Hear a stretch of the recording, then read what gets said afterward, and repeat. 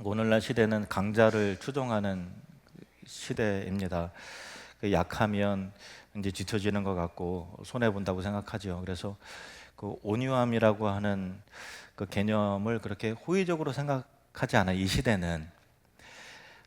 그래서 그 유튜브 같은 데 보면은 조회수를 높게 하면은 말을 강하게 하고 자극적으로 이제 영상을 올리고 해야 구독자도 많아지고 또 조회수도 많아지기 때문에 중도는 없어요. 그냥 좌로나 우로나 다 치우치는 것 같아요.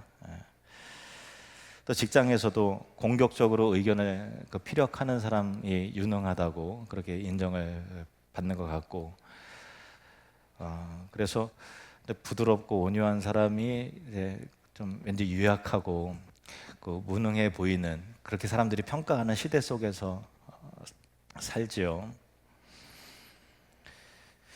그런데 예수님께서는 마태복음 5장에 그 산상수훈에서 그 완전히 이 다른 정의와 선언을 하십니다. 우리가 읽는 본문인데 다시 한번 같이 읽겠습니다. 온유한 자는 복이 있나니 그들이 땅을 기업으로 받을 것이며. 땅을 기업으로 받는다. 땅을 차지하는 사람은 이 세상에 저는 이제 강한 자가 땅을 정복하고 차지한다라고 생각을 하잖아요. 다들 그렇게 생각하고 그래서 힘세지려고 하고 강해지려고 하고 그러죠. 그런데 이 말씀은 착한 사람들을 향한 단순한 위로와 격려의 말씀으로 예수님이 제시한 것이 아니라 하나님 나라의 새로운 질서를 말씀하시고 계신 거예요. 이 세상 나라가 아니라 하나님 나라의 질서는 진정한 강함이 무엇인지를 역설적으로 우리에게 알려주고 깨닫게 하시는 엄청난 그 진리, 혁명과 같은 선언의 말씀이 있는 거예요.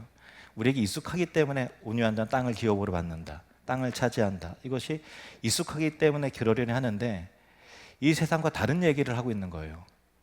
정직하게 한번 생각해 보세요. 강한 자가 땅을 차지하고 강한 자가 뭔가 정복하는 거 아니야? 근데 성경은 이 강함이라고 하는 기준을 새롭게 제시하는 거예요. 진정한 강함이 과연 무엇인가? 라고 하는 부분을 우리는 깊게 좀 상고해 봐야 합니다. 사도 바울은 온유를 성령의 열매 중 하나로 소개하는데 우리가 읽은 본문을 다시 한번 제가 읽습니다. 오직 성령의 열매는 사랑과 희락과 화평과 오래 참음과 자비와 양선과 충성과 온유와 절제는 이 같은 것을 금지할 법이 없느니라. 여기서 그 온유라고 하는 그 원래 그 헬라 단어는 프라위스라는 단어예요. 프라위스. 근데 이거는 힘없고 유약한 상태를 말하는 것이 아니라 힘이 있는데 그 힘을 제어할 줄 아는 상태를 말하는 거예요. 그게 뭐라고요? 온유. 힘이 없어서 무능해서 그런 것이 아니라 힘이 있어요. 그런데 제어할 줄 아는 거죠. 가장 이 프라위스라고 하는 단어를 우리에게 설명하기 위해서 가장 빈번하게 사용하는 개념은 뭐냐면은 길들여진 야생마의 개념이에요. 무슨 말인가 하면은 야생마는 길들여졌는데도 여전히 그 강력한 힘을 가지고 있잖아요. 하지만 주인의 손길에 순종할 줄 알기 때문에 그 힘을 함부로 자기 감정대로 사용하지 않고 주인이 원하는 방향으로만 그 힘을 조절해 나가는 것이 길들여진 야생마, 이게 프라위스라고 하는 그 원어가 갖고 있는 우리에게 이해를 주는 비유입니다. 다른 예를 들면 정원사가 나무를 가꾸는 모습을 한번 상상해 봅시다. 나무는 강한 생명력을 가지고 있어서 사방으로 가지를 뻗어나가면서 이렇게 해요. 하지만 정원사가 적절한 때 가지를 쳐주는 거예요. 다듬어줘요. 아프지만 잘라줘요. 그리고 물과 거름을 줍니다. 그리고 받침대로 방향을 잡아줘요. 그래서 결국은 아름다운 모양과 풍성한 열매를 맺게 되는 것처럼 온유함이라는 것은 이런 거예요. 강한 생명력을 가지고 있는데 자기 멋대로의 생명력이 아니라 하나님의 손길에 순종하고 의탁 드리면서 올바른 방향으로 자신의 인격을 성장해 나가고 성숙시켜 나가는 것이 바로 온유함이라는 것입니다. 성경이 말하는 온유는 감정이나 능력 없는 상태가 아니라 그건 강한 힘을 가지고 있고 때로는 분노의 감정도 가지고 있어요. 그럼에도 불구하고 그것을 절제하는 거예요. 오직 하나님의 뜻을 위해서 사용할 줄 아는 단련된 성품, 그것을 온유라고 하는 것입니다. 근데 고대 철학자 아리스토텔레스는 철학의 개념에서 온유를 설명하기를 분노에 대한 적절한 반응이라고 정의했어요. 철학의 개념에서는 분노에 대해서 적절한 반응이 온유래요. 온유를 자기 절제의 미덕으로 삼는 거죠. 그런데 성경이 말하는 이 온유는 이 철학의 개념을 넘어섭니다. 윤리적인 자기 절제를 넘어서는 거예요. 그것은 하나님을 향한 깊은 신뢰에서 비롯된 내면의 상태인 거예요.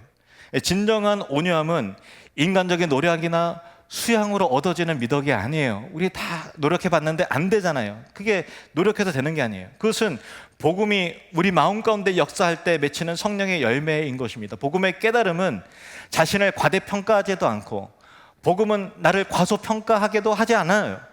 그래서 자유에 이르게 됩니다. 이것이 곧 복음적 온유함, 복음적 인격의 신학적 기초입니다. 복음은 우리에게 두 가지 진리를 동시에 제공하는데, 첫 번째, 본래 나는 하나님 앞에서 완전히 무가치하고 구원받을 자격이 없는 죄인이라는 사실을 깨닫게 해주는 거예요. 우리는 하나님 앞에 피조물이에요. 전적으로 부패하고 전적이 타락했어요. 하나님의 말씀 앞에서 이것은 수긍될 수밖에 없는 진리이기 때문에, 그렇지, 나는 본래 부패한 존재이고 스스로 자력으로 구원받을 수 없는 그런 존재야라는 것을 일깨워 주는 거죠.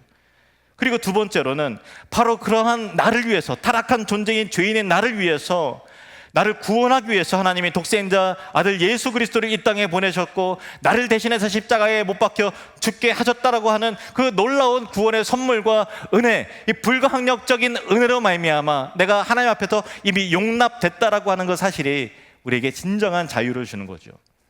이 두 가지 진리, 나는 본래 죄인이고 정말 하나님 앞에 무가치한 존재다라고 하는 이 진리와, 나는 이미 하나님의 형상이고 용납되었고 하나님의 은혜 안에 있다라고 하는 두 가지 상반된 진리가 서로 충돌되고 결합되고 만나는 지점에서 참된 자유와 온유함이 탄생한다라는 거예요. 자신의 죄를 깊이 알기 때문에 교만할 수 없고, 하나님의 은혜와 사랑의 그 풍성함을 알기 때문에 우리를 과소평가하거나 과대포장하지도 않습니다. 그리고 다른 사람을 함부로 정죄하고 판단하지도 않습니다. 이것이 복음적 인격이에요. 제가 예전에 한 10년도 더 된 것 같은데, 이제 그 소망교회 원로 목사님이신 곽선희 목사님이랑 개인적인 시간을 가진 적이 있었는데, 그때 목회자로 궁금한 것을 많이 좀 여쭤보고 굉장히 좀 지혜가 있으시더라고요. 그래서 답을 얻고 그랬는데, 그때 제가 궁금히 여겼던 것 중에 하나가, 목사님은 이제 그 정도 목회하셨으면 젊은 목회자 보면은 저 사람은 되겠다, 안 되겠다, 그게 보이시나요? 그랬더니 보이지 그러시더라고요. 그래서 어떻게 하면 그게 그런 그 목회를 잘하는 사람의 특징이 뭔가요? 이렇게 물어보니까 여러 가지를, 세 가지를 말씀하셨는데 그 중에 한 가지가 굉장히 기억에 남아요. 그거는 복음적 인격이야 라고 말씀하셨거든요. 그냥 인격이 아니라 복음적 인격이래요. 무슨 의미예요? 했더니 그때 짤막하게 자신의 아들 이야기를 해주셨거든요.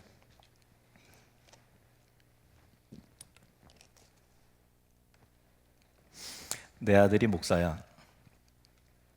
근데 이혼을 했어. 그래서 자기가 죄인인 줄 알아. 그래서 은혜가 무엇인 줄 알아. 그래서 목회를 잘해. 짧은 얘기였는데 많은 것을 제가 깨달았어요. 복음적 인격, 복음적 온유함이라고 하는 것은 내가 죄인인 줄 아는 거예요. 그래서 은혜가 무엇인 줄 알아요. 그래서 나올 수밖에 없는 복음적 성품이라는 게 있어요. 그냥 성격 좋은 거랑 그냥 착한 거나 차원이 다른 거예요. 뿌리 자체가 달라요. 그걸 말하는 거예요. 이것은 자기 의가 아니라 하나님의 은혜로 구원받았음을 알기 때문에 다른 사람의 비판이나 모욕에도 굳이 자신을 방어하려고 애쓰지 않아도 되는 자유를 누리는 거예요. 하나님께 나를 이미 용납하셨고 어차피 난 죄인이고 하나님께 나를 의롭다 용서해 주셨기 때문에 그 안에 참된 자유가 있어요. 그래서 세상의 평가와 손가락질에도 흔들리지 않고 오직 하나님이 나를 어떻게 보시는지에 초점을 맞추게 되면서 다른 사람에 대해서도 용납하고 용서하고 이해할 수 있는 폭이, 복음의 그릇이 십자가만큼 커지는 거죠.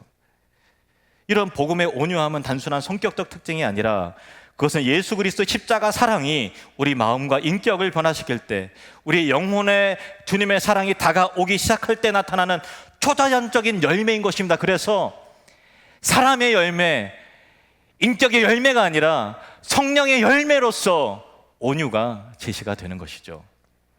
성경이 온유한 사람이라고 증언했던 대표적인 세 분을 제가 소개하겠습니다. 첫 번째 모세, 그리고 다윗, 그리고 사도 바울.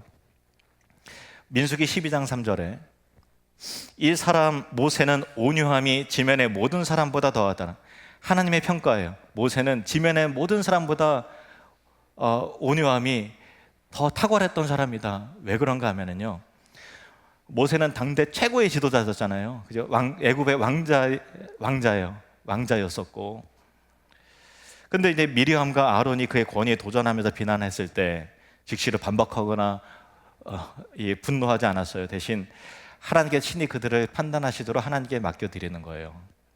억울함이 있지만 자기의 부족함도 알고 그래서 하나님께 맡겨드리는 거죠. 자신을 변호할 능력과 권위가 있었지만 하나님의 공의와 사랑 신뢰하면서 기다리는 것이 진정한 온유함이에요. 또한 출애굽 과정에서 백성들이 수없이 원망하고 불평하고 돌로 치자고 하고 그렇게 힘들게 했어요. 그런데 자신의 위치와 정치적인 힘으로 그들을 억누르지 않습니다. 오히려 하나님 앞에 엎드립니다. 그래서 백성들을 위해서 기도하는 거예요. 그들을 품으시라고, 그들을 버리지 말라고. 온유했던 사람입니다. 사무엘상 24장 5절 말씀 보실까요? 자기 사람들에게 이르되 내가 손을 들어 여호와의 기름 부음 받은 내 주를 치는 것은 여호와께서 금하시는 것이니 그는 여호와의 기름 부음을 받은 자가 됨이니라. 다윗이 사울에게 쫓겨서 광야로 이제 도망갑니다. 사울은 계속해서 자기를 추격하면서 죽이려고 하는 거예요. 그래서 엔게디 이제 굴에서 사울 왕을 죽일 수 있는 절호의 찬스가 왔는데 부하들은 하나님이 허락하신 기회입니다. 이제 처단하소서 막 자극을 하는 거예요. 하지만 이 다윗은 하나님의 때를 기다리는 온유함을 보여요. 하나님의 약속에 대한 언젠가 왕이 될 것이라고 하는 확신이 있었지만 그 확신을 인간적 방법으로 성취하지 않는 거예요. 압살롬의 반역으로 피난길에 올랐을 때는 마찬가지예요. 시므이가 저주하면서 이 비류한 자에 가거라 하면서 돌을 던지고 모래를 던지고 막 그래요. 모욕을 주는 거예요. 그런데 다윗은 혹시 여호와께서 나의 고통을 감찰하시고 오늘 그의 저주 때문에 내게 손으로 갚아주실지도 모른다 하면서 온유함으로 반응합니다. 그냥 저 죽은 개 같은 내가 내 주를 모욕하는데 나를 보내소서, 그래 가라 죽여라 하면은 죽일 수 있는 건데 다윗은 그렇게 하지 않아요. 힘을 남용하지 않아요. 절제합니다. 그것이 온유예요. 고린도전서 4장 21절 말씀에 너희가 무엇을 원하느냐 내가 매를 가지고 너희에게 나아가랴 사랑과 온유한 마음으로 나아가랴. 바울이 고린도 성도들에게 쓴 편지 가운데 나타난 그런 부분이에요. 바울이 사도로서 권위가 있었는데 그 권위를 온유함으로 사용했다는 거예요. 당시 고린도 교회는 분열과 반목과 또 어려움으로 죄악으로 가득했어요. 사도 바울이 개척한 교회인데 바울 오지 마시오. 당신 진짜 사도 아니잖아. 예루살렘 사도로부터 보낸받은 증명서 있어? 이렇게 막 모욕하고 모함하고 거절하고 그런 거를 이제 모멸을 받는 거예요. 그런데 고린도 교회를 책망할 때도 강압적인 힘으로 누르기보다는 사랑과 온유한 심령으로 온유한 마음으로 다가가려고 하는 거예요. 그는 유모가 자기 자녀를 기름과 같이 성도들을 돌보는 온유한 지도자였어요. 권세가 있고 권능이 있었지만 온유함으로 다가갔다고요. 이런 모세와 같은 다윗과 같은 바울과 같은 온유함이 저와 여러분을 복음적 성품으로 나아가게 하는 그런 온유한 자가 되기를 주님으로 축복합니다. 이처럼 그들은 온유함은 약함이나 무능함이 아니라 하나님을 향한 흔들리지 않는 믿음에서 비롯된 참된 강함이었다라는 것입니다. 그들은 모두 하나님의 주권을 신뢰했어요. 그래서 내가 직접 원수를 갚지 않고 내가 제압하지 않아도 하나님 아버지의 공의로운 손과 성품에 의탁 드리는 거예요. 그래서 자신을 방어하거나 복수할 필요를 느끼지 않는 것입니다. 이것이 진짜 강함인 거예요. 모세와 다윗의 온유함이 그리스도의 예표였다면 예수 그리스도는 온유함 그 자체였습니다. 예수님은 친히 말씀하셨죠. 마태복음 11장 29절 말씀. 나는 마음이 온유하고 겸손하니 나의 멍에를 메고 내게 배우라. 그리하면 너희 마음이 쉼을 얻으리니. 우리 마음에 쉼이 없는 이유가 뭔지 알아요? 온유와 겸손이 없어서 그런 거예요.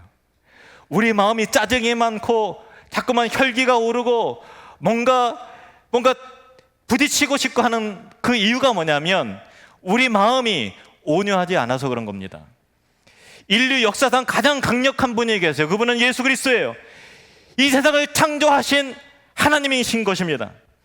그 하나님이 자신의 성품을 온유함으로 정의하신 유일한 말씀이 이 본문인데, 이 말씀인 즉슨 그 강함을 우리를 제압하고 우리를 누르는 데 사용하지 않았다라는 말씀이신 겁니다.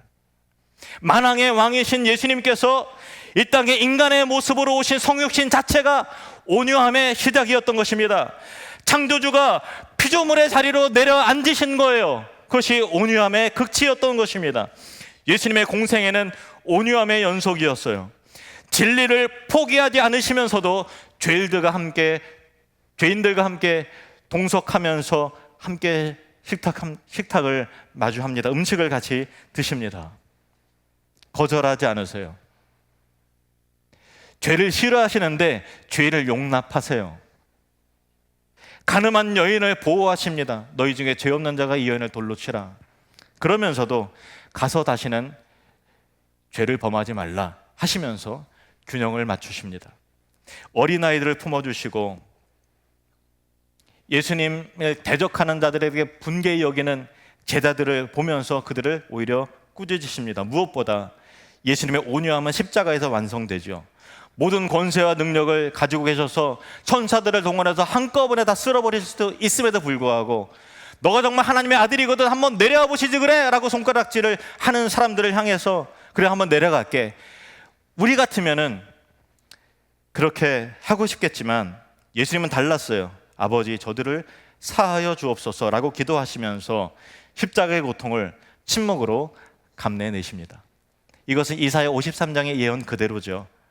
그가 곤욕을 당하여 괴로울 때에도 그의 입을 열지 아니하였으며 마치 도수장으로 끌려가는 어린 양과 털 깎는 자 앞에 잠잠한 양같이 그의 입을 열지 아니하였도다. 이처럼 예수님의 온유함은 성육신에서 시작이 되어서 그의 공생의 가운데서 드러나고 십자가에서 완성된 하나의 일관된 성품이었습니다. 한 번도 온유하지 않으신 적이 없으셨어요. 그것은 하나님의 사랑이 인간의 모습으로 나타난 가장 완벽한 실체였습니다. 그러므로 그리스도인들이 예수를 따르는 제자인 저와 여러분이 이 온유함으로 이 세상을 살아가는 실제적인 능력을 어떻게 우리는 발현할 수 있을까? 온유함의 열매를 우리 일상의 삶 가운데 어떻게 드러낼 수 있을까라고 하는 고민이 있습니다.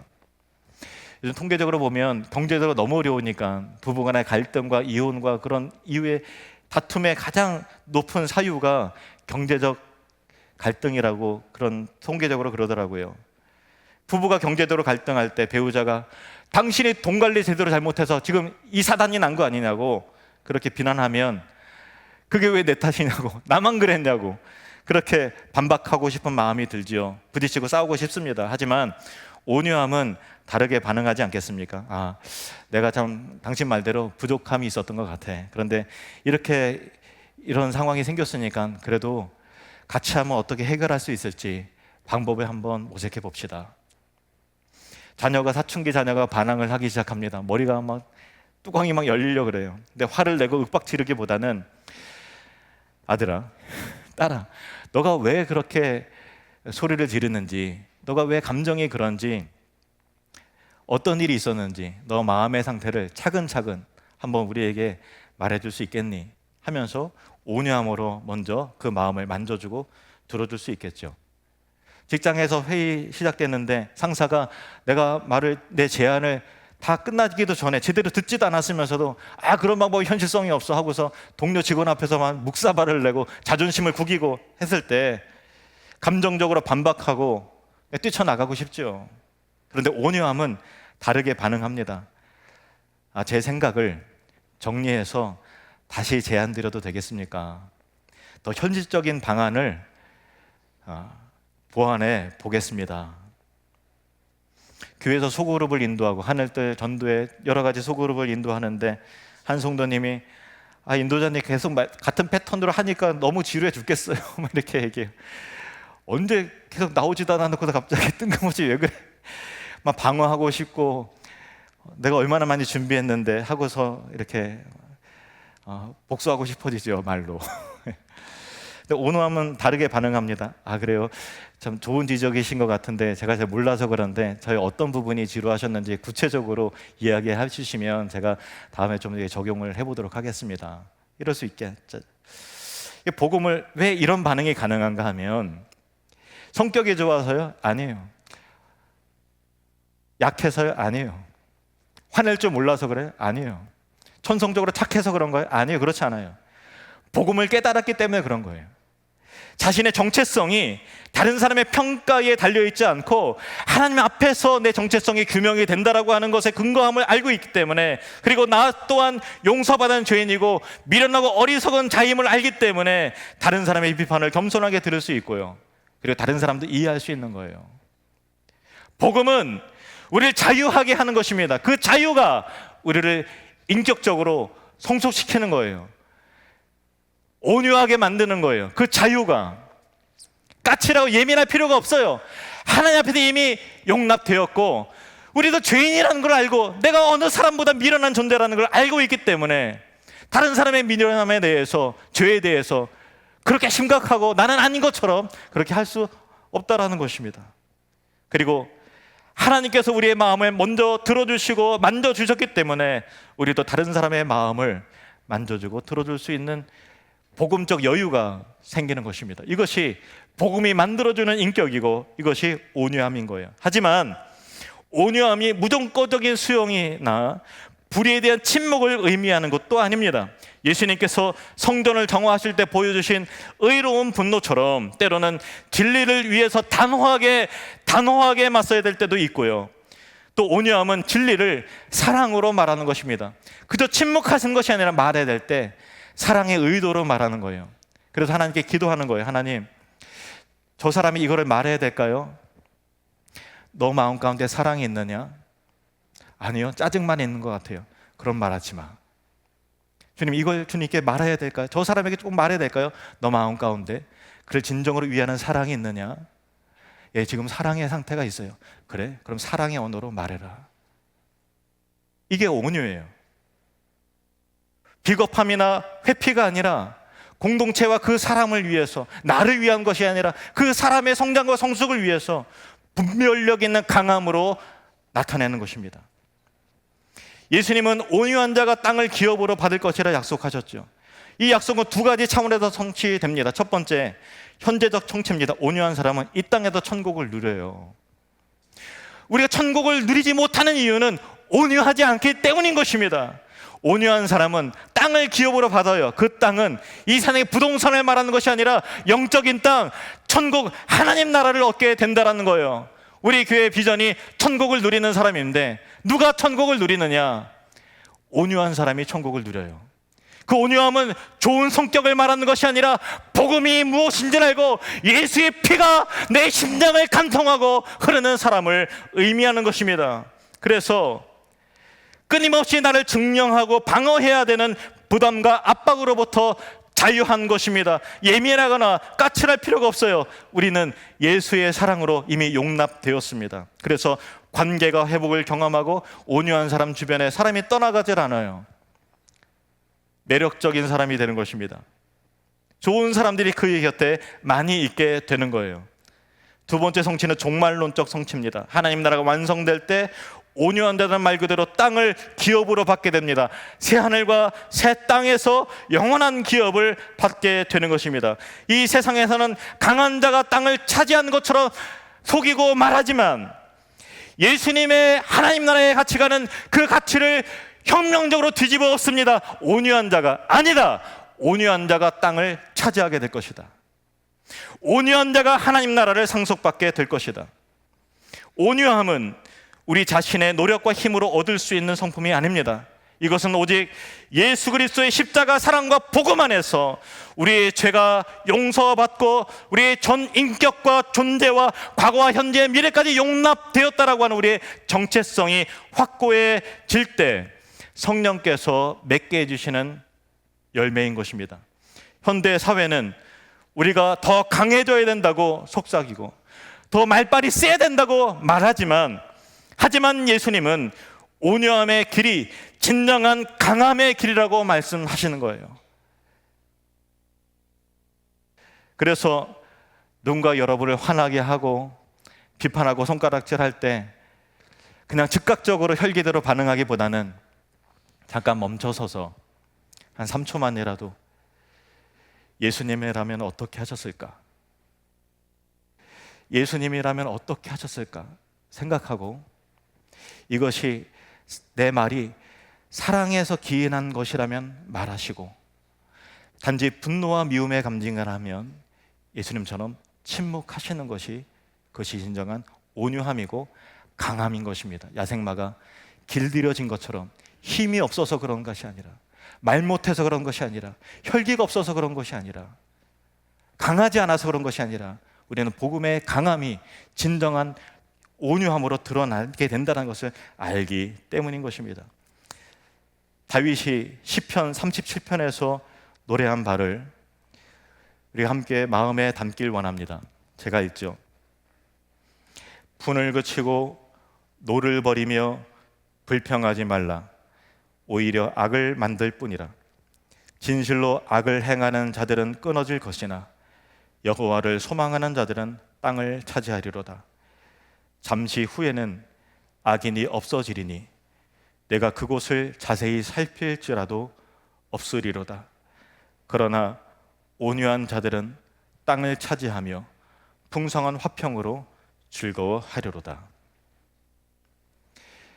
온유하기로 결단한 여러분에게 하나님께서 이 약속의 성취를 반드시 이루어 주실 줄로 믿습니다. 이 땅에서도 천국을 누리십시오. 그리고 천국이 여러분에게 확증되었음을 믿으십시오. 일일이 대응하지 않아도 하나님께서 맡기시면 하나님께서 하십니다. 하나님이 하십니다. 여러분은 온유해지는 것입니다.